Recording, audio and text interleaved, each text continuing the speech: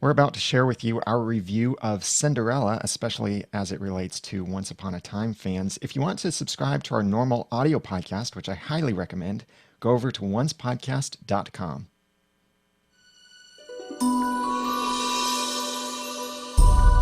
You're listening to Once, episode 184, Cinderella.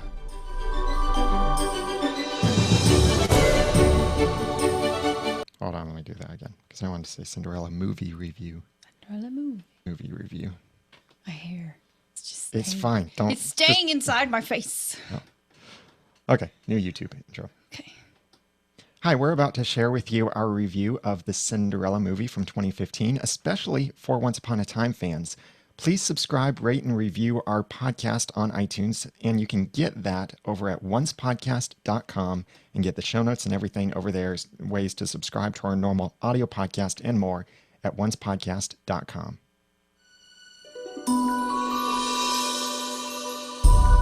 You're listening to Once, episode 184, Cinderella 2015 movie review.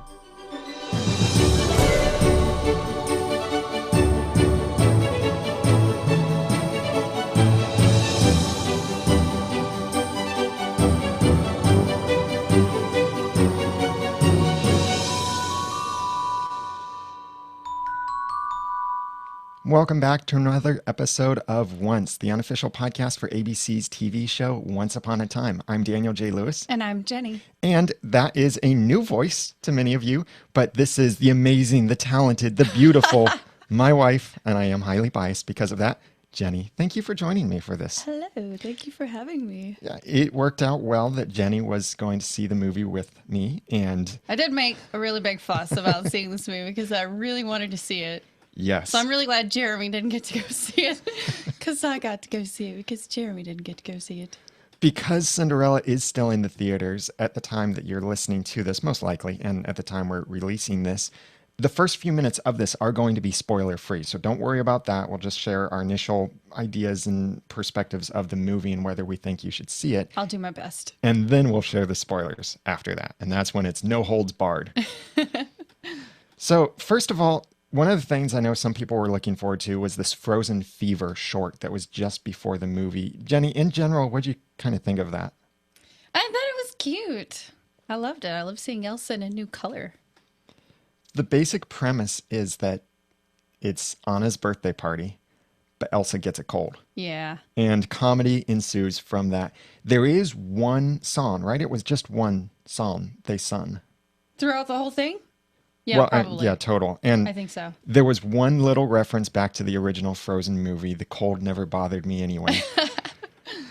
And then the rest of the song, it wasn't as catchy as "Let It Go." It's certainly not No. going to replace "Let It Go" in your mind.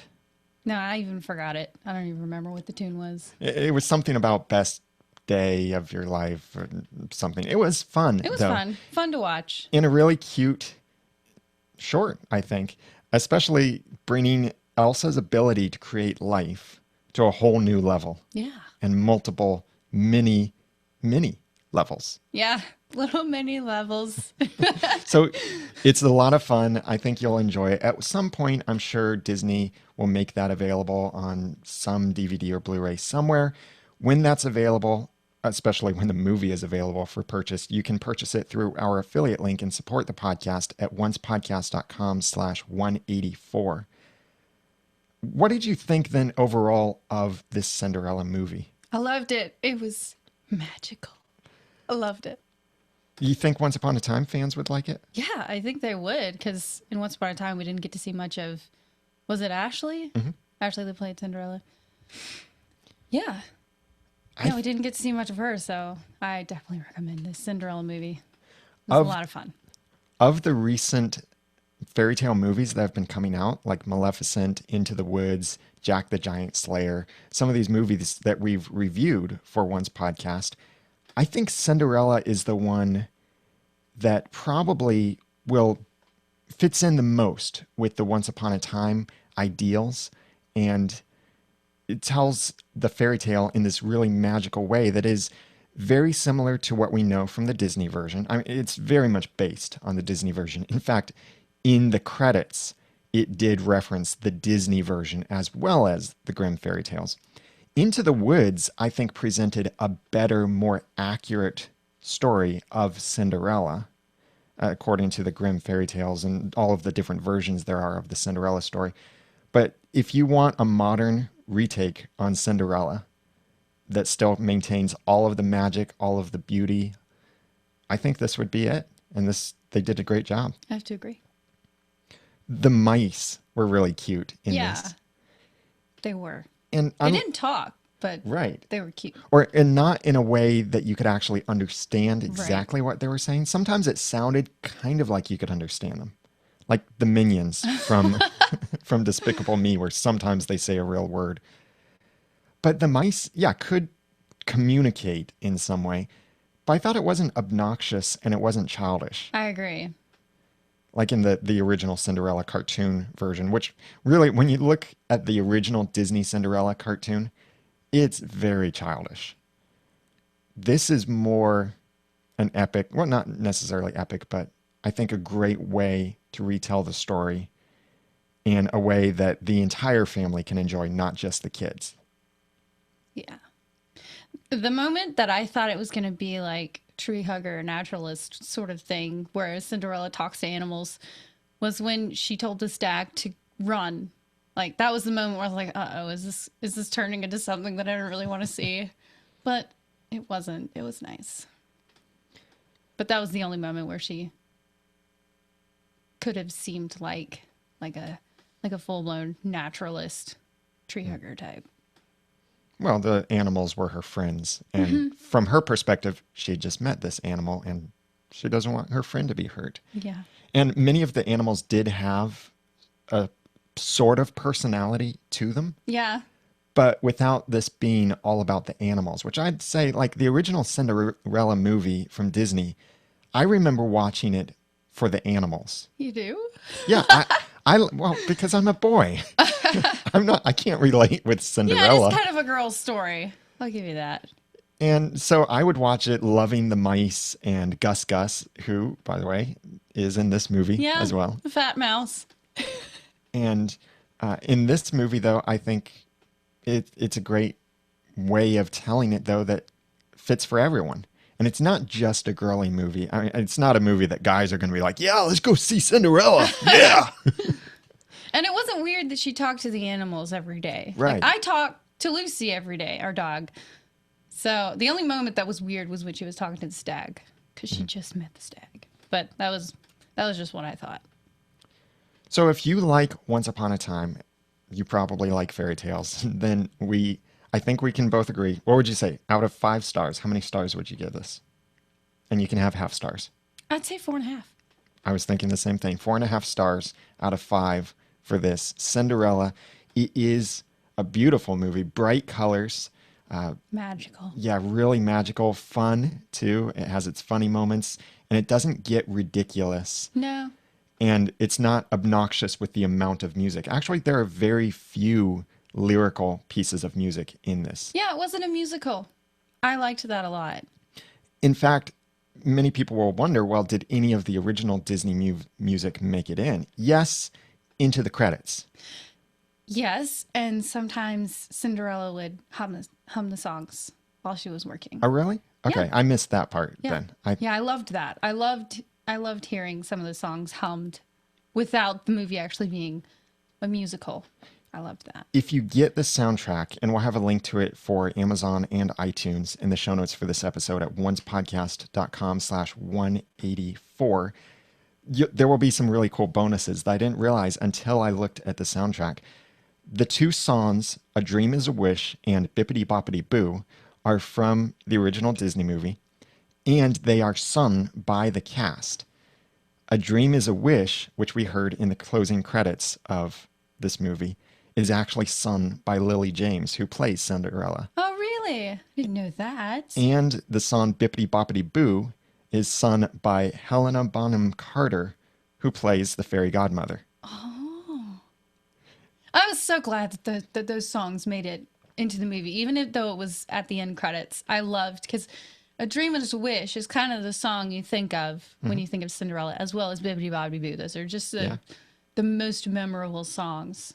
And Bippity Boppity Boo, which I just love saying. It's just fun to hear you say that. Bippity Boppity Boo. It does make it into the movie as it's a spell that's cast for something, but not the actual song, but those words. Yeah. So it was a lot of fun.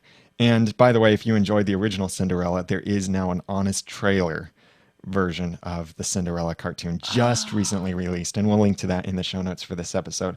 But I mentioned the soundtrack, and I want to play a portion of this before I thank our sponsors for this episode, and then we get into our spoiler talk.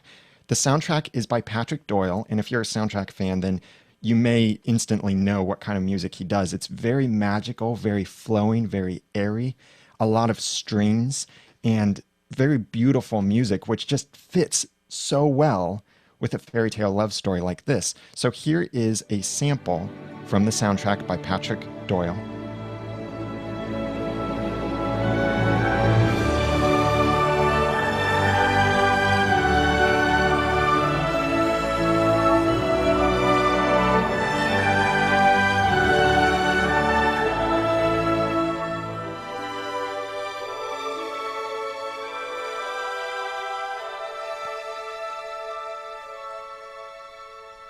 My one disappointment with the soundtrack, as beautiful as it is, it doesn't actually include Lily James singing Lavender Blue, which she does do in the movie in a really cute spot, but we'll get into the spoilers in just a moment. I want to thank some people who made this episode of the podcast possible. David Newland, Steve Johnson, Lisa Slack, and our 11 backers on Patreon. Thank you very much for your kind donations to keep the podcast going. It does cost for the podcast, and your donations cover things like the media hosting, the web hosting, the plugins we have to use to run the website, the gas to go to and from these movies, and a lot of other things too. So we really appreciate every little bit that you can contribute. Some people are contributing as little as 25 cents per episode. That's awesome. Thank you very much. Some, you hear their names in every episode because they're contributing to every episode. Thank you very much. Whatever amount you can contribute does really help. We have several options for you. If you'd like to donate to an episode or several episodes or an ongoing basis, then please go to oncepodcast.com/sponsor. And thank you, David, Steve, and Lisa, for your support for this episode. Thank you. One other thing you can do to support us is please vote for us in the podcast awards every day through March 24th. Visit oncepodcast.com/podcast awards. Once Podcast is nominated for Best Produced. Thank you very much for your awesome support of that. But we also have several podcasts in the awards under different categories, and we'd like to support some of our friends too. So please get all the details to see how you can vote every day through March 24th at oncepodcast.com/podcast awards. Thank you for your support, whether it be with donations or with voting in the podcast awards. Thank you. You are awesome. Thank you. So now, no holds barred. Spoilers can run free in this. Let's talk about Cinderella and more of the plot points. Jenny, you were reading some of the actual Grimm fairy tale. What were some of your observations about the differences between what we saw here, maybe kind of the Disney version that we've seen before, and what you've seen in Grimm's? Well, not unlike the cartoon and this most current version, according to Grimm's Cinderella, as Cinderella's everyday clothes consist of an old. Let me start again. According to Grimm's Cinderella's everyday clothes. So out of practice. Can you ask me again? Yeah. What have you noticed as differences between this and the original fairy tale? Because you were reading that previously. Yeah, actually, unlike both the cartoon and the most recent version, Cinderella's clothes were actually supposed to be an old gray frock and wooden clogs. Did you know that? Wooden? That makes it sound a little German, which fits. Yeah. Well, in the cartoon, she does wear wooden clogs for just a moment. She's just feeding the chickens, but it's not her everyday clothes. And the reason she wore those was because her stepsisters in the Grimm fairy tale took away all her pretty clothes. Yeah. Yep. Yeah, and in this not episode,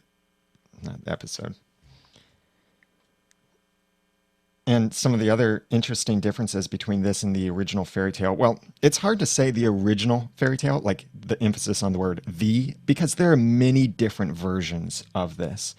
Grimm's version is just one of several different ones. And the ideas of the Cinderella story make it into several different versions and variations. What And is her actual name originally? Well, you it, just said. yeah, originally it's in different languages. So, like for Grimm, her nickname was Aschenputtel. I'm probably mispronouncing that. But we have a link in the show notes for this episode to the Wikipedia article that nicely compares the many different versions and points out some of the big differences between the different versions.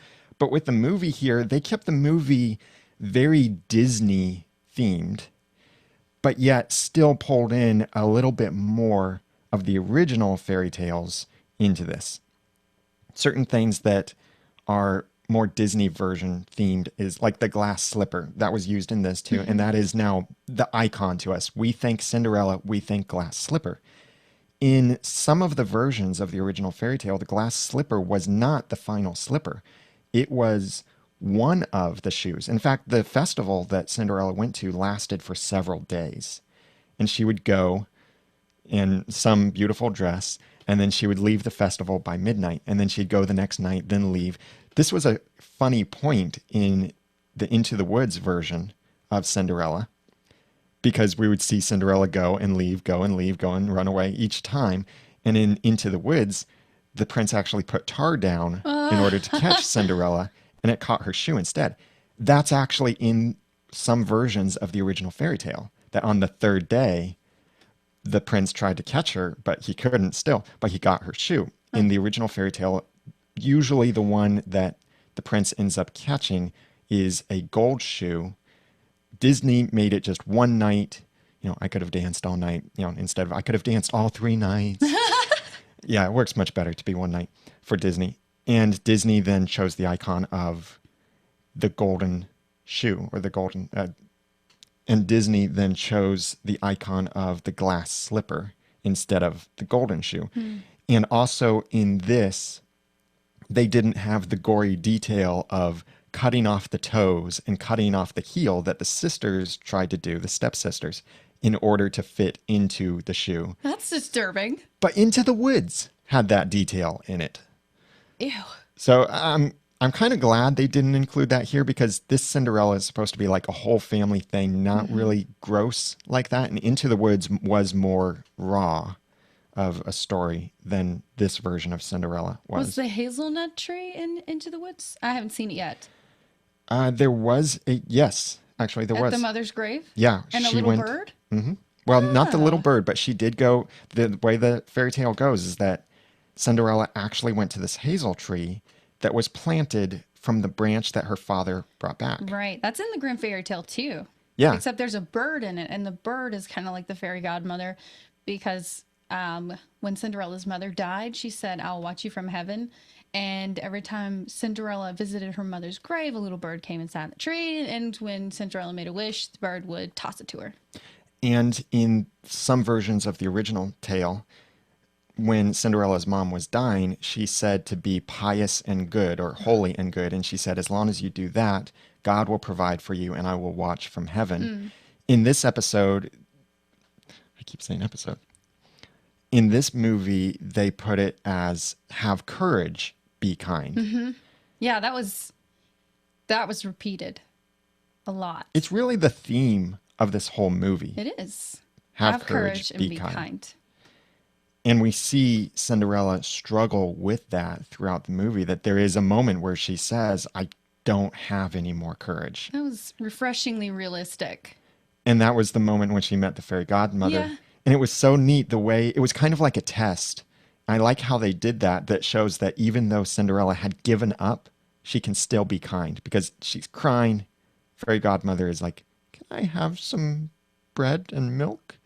Yeah. Cinderella's like, sure. Yeah.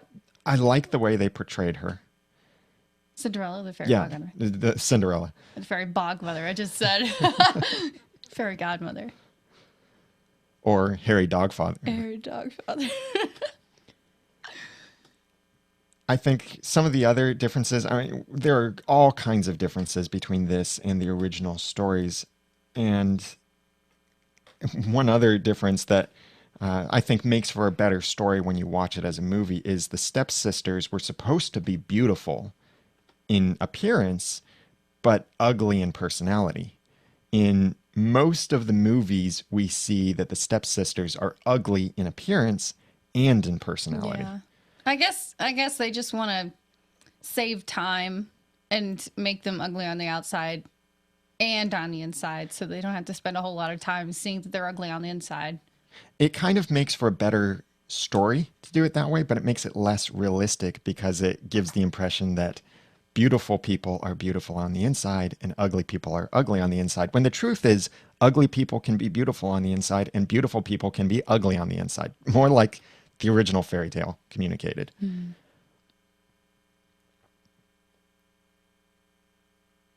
There are lots of other similarities between this and the original version. Definitely read the original Grimm fairy tale.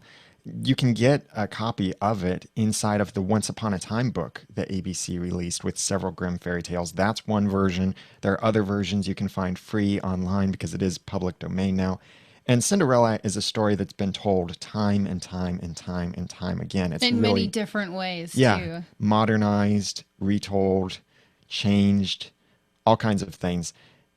And this was a great telling of it, I think. I loved all the similarities between this and the Disney cartoon. For instance, I loved that she had a gray horse in both. And I love that there was this creepy stairwell to her bedroom in the attic, which in the cartoon, it's not really explained why she ends up in the attic, but in this version, it's explained. Yeah. She's wanting to give her bedroom up for the stepsisters because it's a small room that they had before she gave them her room, which was bigger. And instead of allowing Cinderella to stay in the bedroom where they were, which was slightly smaller than one she had, she said, "Why don't you go sleep in the attic?" And Cinderella's like, "Oh, okay." And by the way, in the movie here, Cinderella's father dies. In the stories, it never says that her father dies. It doesn't? No. And in some cases, he is a very integral part of the story, like especially night after night when she's going to the festival. But here it's Disney's thing. You know, Disney loves orphans. So they, they guess make an so. orphan out of everyone, really. Actually, in the Grimm fairy tale, it says that her father also called her Aschenputtel. Mm-hmm. I'm not even Yeah, it was a pronouncing nickname. that properly, probably. Our apologies to all of the Germans out there who know the proper pronunciation much better than us. We're Americans. What can we say? Yeah.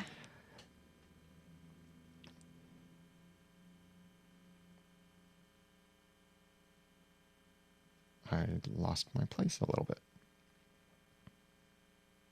When we saw the fairy godmother transforming, and especially when they highlighted her making the shoes, the glass shoes for Cinderella. I love how she was like, "Oh, those will never do," and she actually called them ugly. I think she called her shoes ugly. I thought it was funny.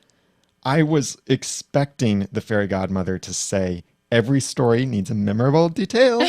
Not quite in that voice, but it would have been a nice Did nod I? to Once Upon a Time if they had. Yeah, that would have been really funny.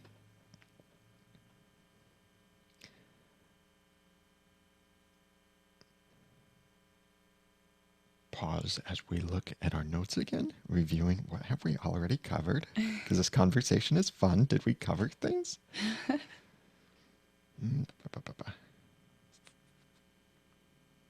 The cinematography and coloring of this was just gorgeous. I really liked how when Cinderella went to the ball, everyone was in kind of muted colors. They looked nice, sure, and there were nice colors there, lots of gold, lots of bright colors. But Cinderella's outfit practically glowed bright blue and really made her stand out well. Yes, my favorite part, cinematography wise, was how they shot Cinderella's transformation from like tattered dress to ball gown. That was my favorite moment. Best moment. Loved it. It was very magical. And it wasn't just one of those brief, poof, you're in a magic No, dress sort of things. it was so nice that they spent, a few extra seconds just watching as she just reveled in the beauty of her new dress. It was lovely. Yeah, spinning, twirling, lots of magic going on.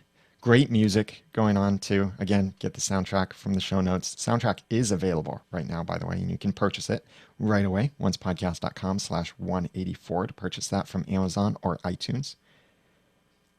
This is not an important detail, but did they ever say Cinderella's stepmother's name?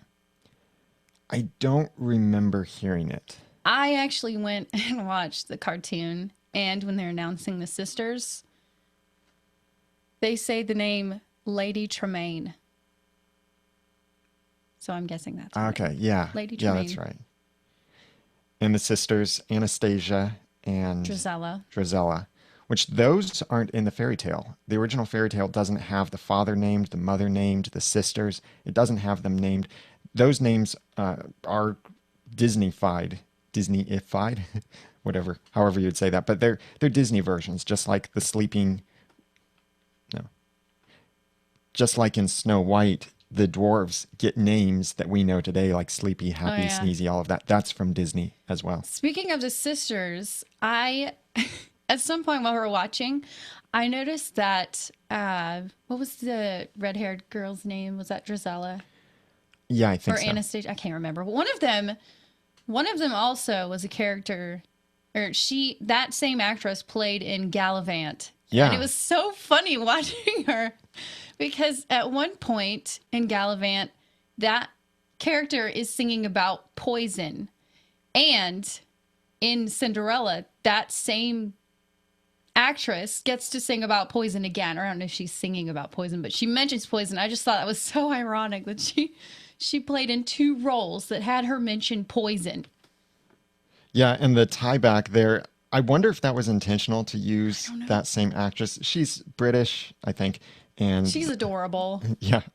If you want to, go back and listen to episode 179 of our podcast, where we did review Gallivant, a fun musical fairy tale version that's a comedy. Definitely silly. A comedy. Yeah, silly very silly. Comedy. But neat to see the actress, cross over between these two different fairy tale versions. She played the maid. And in both versions, play her part really well. The kind of bratty and odd person. Yeah, she's odd in both. Yeah, I agree with that. The politics that were involved with this were kind of cleverly put, how the king had died and this king... No, wait. Some of the politics that were going on behind this were nice to get a view of inside of this movie, because in the Disney movie, all that we really see happen at the ball is Cinderella goes, she dances, the song "I Could Have Danced All Night," or whatever song happens during that part, and the stepmother trying to find out, who is this woman? Is that Cinderella? That kind of thing. I actually loved how the fairy godmother fixed it so that Cinderella's family would not recognize her. I love that so at much. the ball, yeah. Yeah, they wouldn't recognize her because in the Disney cartoon, I think her stepmother does recognize her because she's dancing like afar off. But I loved how she just magicked it so that it's terrible grammar. I love she made it so that they wouldn't recognize her.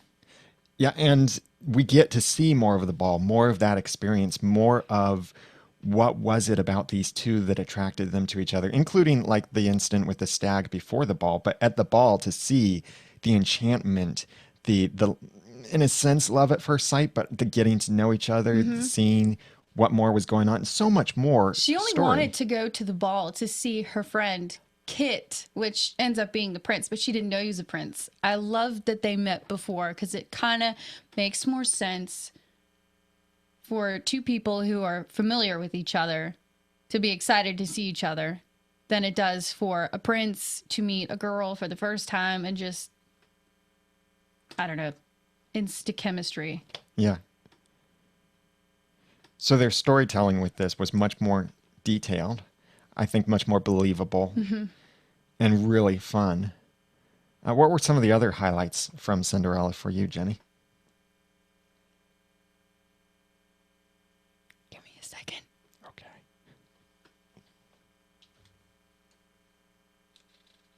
Actually, while you're doing that, I'll continue with this.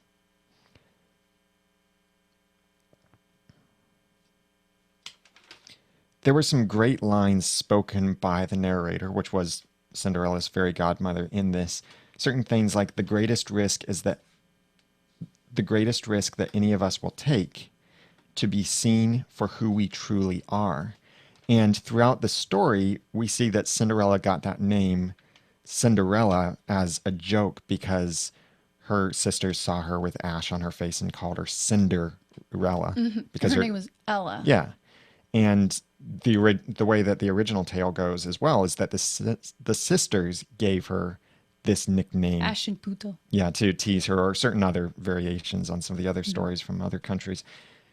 And in this, when they mention that to be seen for who you truly are, that's near the end when Cinderella is meeting the prince, just getting ready to try the shoe on. But at that point, it's kind of like, come on, prince, you know that's her. Trying on the shoe is just a formality at that point. But she introduced herself to say, I am Cinderella, instead of I am Ella. Oh, I loved that moment when the prince just steps forward from the guards who are accompanying the duke to Yeah. try on shoes, and he's like, "Excuse me," he takes off the hat, and it's the prince, and everybody in the theater was like, it was an amazing moment by far. Yeah, I think My second favorite moment in the whole movie. one of the women somewhere in the theater might have done something like, oh, no, he didn't. Yeah, he did. Yeah, great little twist there. Because the way that the Disney movie portrayed this is that Cinderella was locked up and then she was able to somehow come down and It was the animals. yeah, the animals freed her. She comes down as the sisters were trying on the shoe, and the evil stepmother, because apparently all stepmothers are evil, according to fairy Not all tales. of them. But the evil stepmother then makes the glass slipper break. That's in the Disney cartoon version. In this, Cinderella is locked up in the tower, and she's just kind of discouraged, but being somewhat accepting of it and sitting at the window just subconsciously singing Lavender Blue. Yeah. And that's when the guards hear her and ask, well, is there someone else? We need to go investigate this. And that's the song that I really wish was on the soundtrack because Lily James did a great job of singing that. And just before that, I loved the scene with the stepmother and Cinderella, and the stepmother discovered Cinderella. That moment was kind of cool because the stepmother told her story in Once Upon a Time fashion. Yeah. Like, she's like, once upon a time, and she told this story, and it made you kind of pity her for a second. But then she was her, nasty self, and you didn't pity her anymore. But I love how they did that. I loved, it actually made me sympathize with the stepmother a little bit. But that was well done. I loved it. I think then the most beautiful thing is after this whole episode of basically like verbal abuse and chore abuse, if that can be a thing, on Cinderella, at the end of the episode, as the stepmother's plans and her deal with the Duke were shattered, and all of these secret plans in the background and the stuff that would set her up for success in the future. And as she's seeing this stepdaughter being whisked away by the prince, Cinderella turned around, looked at her stepmother, and said, I forgive you. Yeah, that was powerful. I thought that's really beautiful. I don't know if it's just I'm noticing it more, but it seems like several fairy tale versions, or it seems like, let me say that again. I don't know if I'm just noticing it more, but it seems like several recent fairy tale stories, as being told in TV and movies, are emphasizing real, true love more. The forgiveness, the, yes, fighting, but making up. Like, look at Once Upon a Time in Wonderland and some of the great dialogue that happened between Will and Anastasia there, and how there was a setup for forgiveness and until death parts us, and true love accepts each other and works through the struggles together. And like, look at the movie Maleficent, where true love's kiss is not necessarily the kiss of romance. Unconventional. Yeah, but still true love. And I think really reinforcing this idea that true love is more than just romance. It's about commitment. It's about acceptance. It's about forgiveness. Yeah, they're doing that a lot now. Yeah. And Frozen. yeah. And a lot of times it's beyond the bounds of even just family, but sometimes it's friendships. Yep. They're redefining true love. Or not redefining. I would say Expanding? they are more appropriately defining it. Because see. true love is more than just romance That's and true. dancing all night. Another powerful moment was when the guard went up and rescued Cinderella when he heard her singing, and the stepmother was there. And the stepmother saw that she had lost. Remember that moment? Yeah. And she was trying to get, just slickly get a little foothold into what Cinderella was going to. What should I say now? She was trying to get a foothold in Cinderella's new life. And Cinderella, she even said, "This is my daughter," or "You're my daughter," or something to that effect. And Cinderella turned around and she looked at her and she said, "You are not my mother and you never have been." Everybody in the theater were like, "Oh!" Because it was just such a great, strong moment for the character of Cinderella standing up for herself for once, because we don't normally see her stand up for herself. Yeah. And it's not like a moment of saying, because you're not my birth mother, you're not my mother. It's because the stepmother did not make that choice to be a mother to Cinderella. That was true. She had never chosen to actually be her mother. Right. And the beautiful thing is that love and family is much of a choice. You can adopt someone and be a parent to that child and be their real mother or father, not like a fake one or something, but it's all based on the choice to do so and the level of love, not just blood. And that moment made the forgiveness even more powerful, because that was just disgusting of the stepmother to just try and insert herself as if she'd always been there for Cinderella. Silly woman. Do you have anything else, or can I wrap this up? Yeah, I do. Okay, go ahead. One of the differences from Grimm Fairy Tale to Disney is that at the end of the story, it's kind of an awful end. At the wedding, the stepsisters get their eyeballs plucked out by birds. Oh, I forgot that. I'm glad they didn't include that. That would have been kind of gruesome. Yeah. Disney certainly cleaned up a lot of the fairy tales. Yeah, but at the end of the movie, you did see the animals at the palace, kind of like the Disney version. And then the closing line, or near the closing line of the movie, was talking about Cinderella, and it said that Cinderella saw the world not as it is, but as it could be if you see the world with care and kindness and just a little bit of magic. I think beautiful words to end the movie on. A beautiful movie. We definitely think you'll enjoy it, especially if you enjoy Once Upon a Time and enjoy the fairy tale versions. Go see it if you can. Buy the soundtrack if you enjoy that music. It's beautiful soundtrack, beautiful movie. We think you'll really like it. Please, if you go see it, comment on the show notes to let us know what you think of it. Go over to oncepodcast.com/184 to share your thoughts on the movie, especially from the perspective of a Once Upon a Time fan.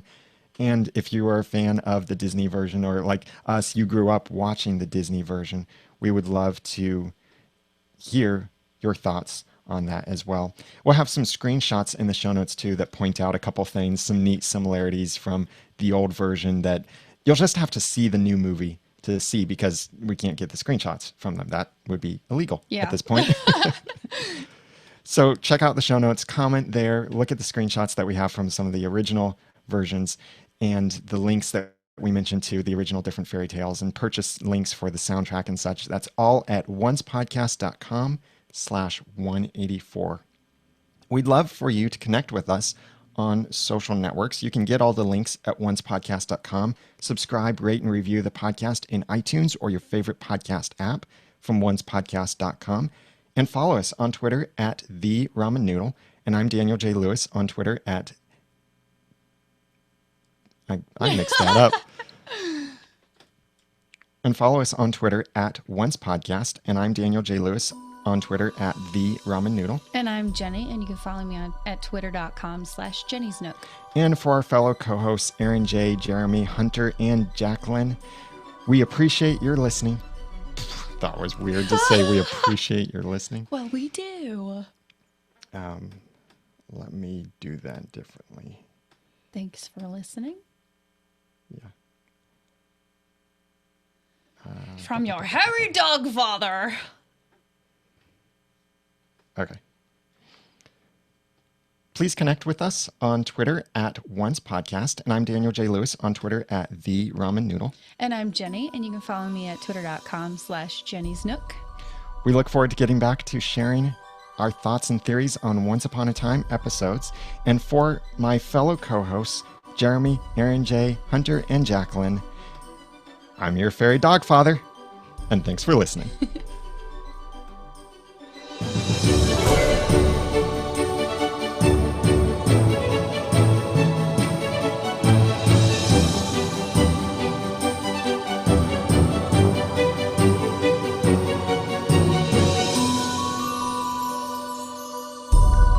Once Podcast is a proud member of Noodle.mx Network. Find more of our award-winning and award-nominated podcasts to make you think, laugh, and succeed at Noodle.mx.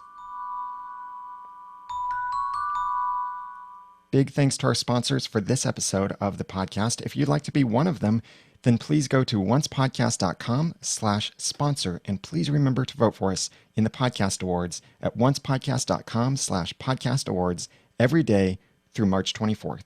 And thank you for your support.